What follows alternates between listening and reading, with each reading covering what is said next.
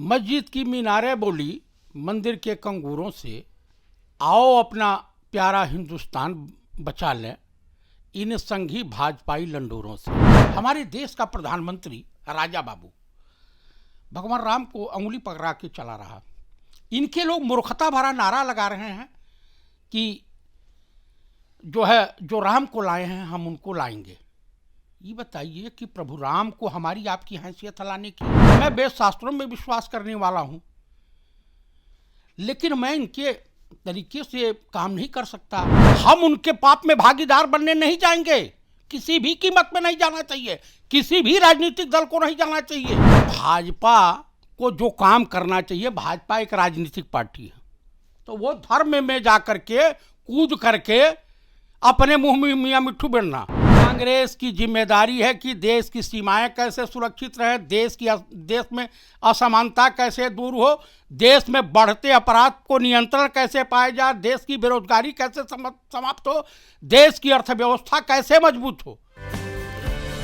नमस्कार दोस्तों, मेरा नाम है मेघा हिंदुस्तानी और आप देख रहे हैं पीआरबी। इस वक्त हम बातचीत करने वाले हैं जयप्रकाश चतुर्वेदी जी से और विषय जो है वो यही रहेगा कि किस प्रकार से देश में जो है राम मंदिर का मुद्दा इतना तेजी से, जो मैं कहूं कि पूरी तरीके से केंद्र का मुद्दा रहा है, लेकिन दूसरी तरफ भाजपा किस प्रकार से अपनी चीनी कनेक्शन को छुपाने का काम कर रही है। इस पर जयप्रकाश चतुर्वेदी जी की क्या राय है, आइए जानते हैं। सर, कैसे देख रहे हैं इस विषय को? मस्जिद की मीनारें बोली मंदिर के कंगूरों से, आओ अपना प्यारा हिंदुस्तान बचा लें इन संघी भाजपाई लंडोरों से। इस वक्त की मांग है। इस देश में लड़ाई दो तरह की है, संघी हिंदू बनाम सनातनी हिंदू, यानी सनातन धर्म को मानने वाले, सच्चाई और सत्य के रास्ते पर चलने वाले, राम और कृष्ण जिनके प्रेरणा हैं, जो भगवत गीता और महाभारत या ये रामायण वेद शास्त्रों में विश्वास करते हैं, उनके बनाम जो असुरी असत्य के रास्ते पे चलने वाले संघी हिंदुओं के बीच लड़ाई है। ये लड़ाई सिर्फ वही है। हमारे आपके घर में अगर मकान बनती है, जब तक कंप्लीट नहीं हो जाती है तब तक गृह प्रवेश नहीं होता। और सबसे बड़ी बात यह है कि आधे अधूरे मंदिर का निर्माण, उसमें प्राण प्रतिष्ठा कैसे हो सकती है। हमारे देश का प्रधानमंत्री राजा बाबू भगवान राम को अंगुली पकड़ा के चला रहा। इनके लोग मूर्खता भरा नारा लगा रहे हैं कि जो राम को लाए हैं हम उनको लाएंगे।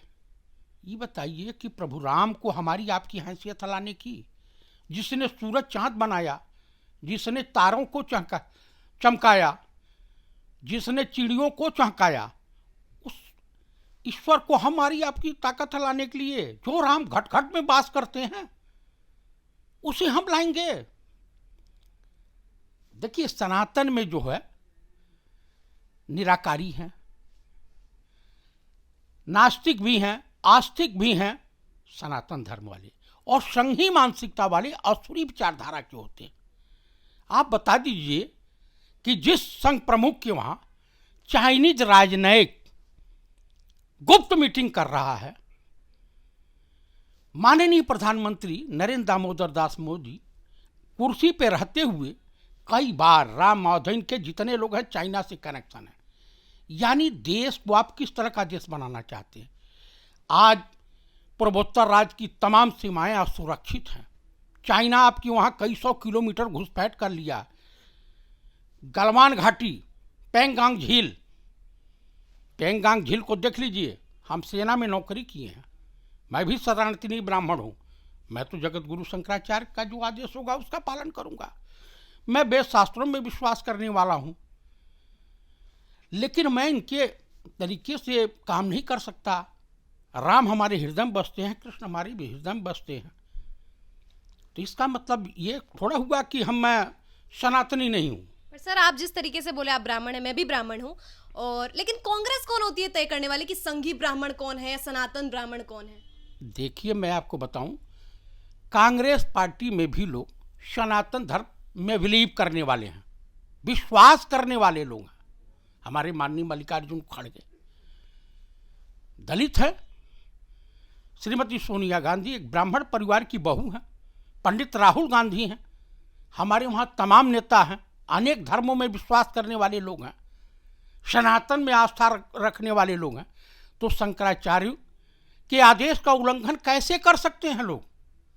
मतलब केवल यही कारण है कि मंदिर अधूरा है, इसीलिए आप लोग जो है निमंत्रण को अस्वीकार कर देते हैं। जी हाँ, और सबसे बड़ी बात है ये संघी हिंदुओं का जो है वहाँ की पाठशाला, ये संघी हिंदुओं का कार्यक्रम है, उसमें हम क्यों जाएं? पहले तो आप ही कहते हैं ना कि कोर्ट ने बनाया, भाजपा ने नहीं बनाया। तो जब कोर्ट ने बनाया है तो फिर आपको किस बात की तकलीफ हो रही है? बेशक वो आधा अधूरा ही है, कुछ भी है। तो आप लोग एक तरफ ये कह रहे हैं कि कोर्ट ने बनाया, दूसरी तरफ आप कह रहे हैं कि संघी हिंदुओं की जो है उन्होंने बनाया है। संघी हिंदुओं का प्रोग्राम है, कुल मिलाकर के संघी हिंदुओं का प्रोग्राम है, अशुभ मुहूर्त में हो रहा है, आधे अधूरे। हम उनके पाप में भागीदार बनने नहीं जाएंगे, किसी भी कीमत में नहीं जाना चाहिए, किसी भी राजनीतिक दल को नहीं जाना चाहिए। तो ये बात कांग्रेस क्यों नहीं मुखरता के साथ बोल रही है कि ये कारण है अस्वीकार करने का? देखिए, कांग्रेस कह चुकी है, कांग्रेस को पूरा मालूम है। आप मुझे बता दीजिए कि कम से कम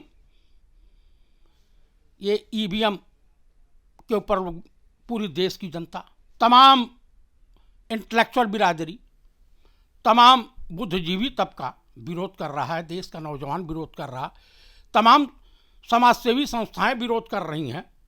धीरे धीरे आज चुनाव आयोग को गली गली जा कर के ये जनता को बताने की आवश्यकता पड़ गई कि ये ईवीएम है, इस तरह से वोट पड़ता है, इस तरह से पड़ता है, ये है, वो है। चलिए, आप ये मानते हैं, सवाल सुनिए, आप ये मानते हैं कि ईवीएम जो है ईवीएम में गड़बड़ी है, तो ईवीएम के खिलाफ जो है आंदोलन हो रहा है कि बैलेट पेपर से होना चाहिए। तो वैसे ही अगर यहाँ पर आपको लग रहा है कि आधा अधूरा है, तो राहुल गांधी जी और समूचा कांग्रेस ये भारत जोड़ो न्याय यात्रा कर रहा है, इसकी जगह तो उनको सबसे पहले सड़कों पर आकर आंदोलन करना चाहिए कि राम मंदिर हमारा है, हम सबका है, और ऐसे में आधा अधूरा राम मंदिर का क्यों जो है उद्घाटन किया जा रहा है? जो हमारे धर्माचार्य हैं, जो हमारे धर्मगुरु हैं, वो विरोध कर रहे हैं। और हमारा काम है, हम राजनीतिक पार्टी हैं, हमारी जो भारत जोड़ो न्याय यात्रा है, हम जनता के बीच इस सरकार के द्वारा किए गए विश्वासघात अन्याय के खिलाफ लड़ाई रोड पर उतर के लड़ रहे हैं। पर आपका जो हमारा उद्देश्य है वो तो दायित्व अलग है। सुनिए, हमारा दायित्व जनता के हित का हित कैसे हो, जनता कैसे भला हो, जनता जनार्दन का, हमारे देश की बेरोजगारी कैसे दूर हो, हमारे देश में जो असमानताएं हैं इसको, खाई को कैसे पाटा जाए, हमारी लड़ाई वो है। पर इस विषय को तो बाद में एड्रेस कीजिए ना, जो पहले केंद्र का विषय है राम मंदिर, उसको एड्रेस कीजिए। राम मंदिर केंद्र का विषय नहीं है, किसी राजनीतिक पार्टी का विषय नहीं है। राम मंदिर आस्था का प्रतीक है और इसको पूरा दायित्व है साधु संतों को, ये कथाबाज को और संघी जो है साधुओं का नहीं। हमारे धर्माचार्य जो हैं, हमारे आचार्य जो हैं, हमारे जो भी लोग हैं धर्म से ताल्लुक रखने वाले, जो हमारे धर्मगुरु हैं, उनका काम है। शंकराचार्य जो है वो तो विरोध करेंगे, सड़कों पर थोड़ी आ जाएंगे। सड़कों पर आने का काम तो राजनीतिक पार्टी का है। देखिए, भाजपा को जो काम करना चाहिए, भाजपा एक राजनीतिक पार्टी है, तो वो धर्म में जा करके कूद करके अपने मुंह में मियाँ मिट्ठू बिड़ना, तो मेरे कहने का प्राय है ये राजनीति से प्रेरित राम मंदिर का उद्घाटन है। राजनीति इसके नाम पर हिंदुइज्म को, चूंकि देश के माननीय प्रधानमंत्री और भारत सरकार के राजा बाबू को के पास देश के लिए क्या काम किया गया ये बताने का कुछ है नहीं, इसलिए देश की जनता को गुमराह करके हिंदू मुसलमान, भारत पाकिस्तान, ये लड़ाई संघी हिंदू बनाम सनातनी हिंदू की है, के बीच की है। उसके बाद मैं आपको बता दूं, ईवीएम के जितने भी हैंकर हैं सब चाइनीज हैं, और चाइना भारत में प्रधानमंत्री नरेंद्र मोदी को देखना चाहता है ताकि हमारे देश की तमाम सीमाएं का वो अतिक्रमण कर सके।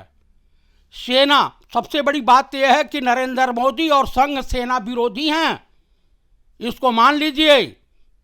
जो हमारे जर्नल थे chief of the army staff, उन्होंने जो किताब लिखी थी अग्निवीर योजना पर, उन्होंने जो विरोध दर्ज कराया था, उससे ध्यान भटकाने की आनन फानन में 22 तारीख को ये स्टंट तैयार कर दिया गया राम मंदिर।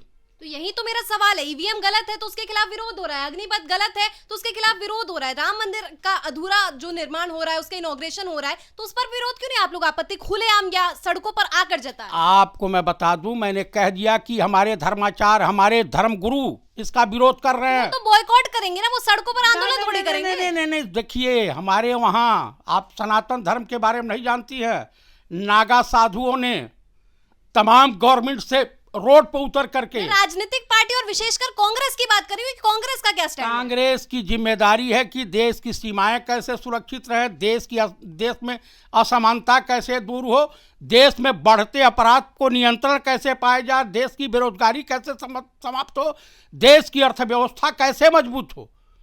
कांग्रेस का काम मंदिर और मस्जिद गुरुद्वारा बनवाना नहीं है। तो बेशक भाजपा जो है मंदिर के मुद्दे पे जनता को भटकाए, लेकिन कांग्रेस उस पर कुछ नहीं लेगी। जनता अपना हित, अब 1942 वाली जनता नहीं रह गई है। जनता यह समझ रही है कि देश का प्रधानमंत्री चाइना का एजेंट है, एजेंट के तौर पे काम कर रहा है, देश के पीठ में खंजर घोंप रहा है, देश की जनता को गुमराह करने का प्रयास कर रहा है। देश का प्रधानमंत्री शुद्ध रूप से देश को बेच रहा है अडानी के हाथों, चाइना के हाथों। हमारे देश के सैनिकों का सबसे बड़ा अगर दुश्मन कोई है तो नरेंद्र दामोदर दास मोदी हैं। मैं आपको बता रहा हूं, ये चुनाव आयोग जो है, चीफ इलेक्शन कमिश्नर, ये संघी मानसिकता वाला, ये भाजपा के कोठे पर मोजरा सुनाने के लिए मजबूर हो गया। आज क्या विपत आन पड़ी कि तुम जा रहे हो गली गली, और जितना ये बतावें नरेंद्र मोदी, पूरे देश को बतावें कि इनके चाइना से क्या संबंध हैं, क्यों संघ मुख्यालय मोहन भागवत के वहां क्या गुप्त मीटिंग हुई थी चाइनीज राजनयिकों की, ये बतावें मोहन भागवत। पूछता है भारत और थूकता है भारत इनके ऊपर, ये बतावें। ये चाइनीज एजेंट हैं कि नहीं बतावें। राम माधव का क्या रिश्ता है चाइना के साथ। और इस देश में मैं फिर आपसे कहना चाहता हूं, मैं देशवासियों से अपील कर रहा हूं, हाथ जोड़ के प्रार्थना कर रहा हूं कि बिल्किस बानो के जो बलात्कारी हैं वो कैसे भाग गए। महिलाओं का शोषण नहीं हुआ है वहां, मणिपुर के बेटियों के साथ बलात्कारी कहां गए। अब हमको ये कहानियां रामदेवगा हमको बताएगा, और अंधा रामानंद भद्राचार्य, इसके वहां आश्रम में कितने कुकर्म होते हैं ये हमको बताएगा। संघी साधु भी नहीं, साधु को भी खबीस की औलाद है, शैतान है, शैतान। ऐसे लोगों का हम मानेंगे? हम तो जगत गुरु शंकराचार्य जो कहेंगे वही मानेंगे, हमारे वेद शास्त्र जो दिशा निर्देश देंगे। बहुत कुछ नहीं समझ में आता है तो जाकर के रामचरितमानस पढ़ लीजिए, उसके बाद नहीं समझ में आता है तो भगवत गीता समझ लीजिए। और मैं बोल रहा हूं, दावे के साथ कह रहा हूं कि जिसने अयोध्या को छेड़ा उसका सत्यानाश निश्चित है। और मैं बता रहा हूं, नरेंद्र मोदी और संघ का, बीजेपी का एकदम ये मिट्टी में मिल जाएंगे। 22 तारीख के बाद नरेंद्र मोदी के पतन का रास्ता शुरू हो जा रहा है। इसने अपनी बीवी के साथ गद्दारी की, इसने देश के साथ गद्दारी की, हमारे देश के सैनिकों को मरवाया। सैनिकों का सबसे बड़ा दुश्मन है देश का गद्दार है जी। तो ये थे जयप्रकाश चतुर्वेदी जी, और उन्होंने काफी प्रखरता और मुखरता के साथ ये बात रखी कि लड़ाई है संघी हिंदुत्व बनाम सनातनी हिंदुत्व की। चॉइस आपकी है कि आप किसको समर्थन देते हैं। प्रतिक्रिया के जरिए जो है कमेंट के जरिए प्रतिक्रिया जरूर दीजिए। वीडियो को लाइक कीजिए और ज्यादा से ज्यादा लोगों में साझा कीजिए। धन्यवाद।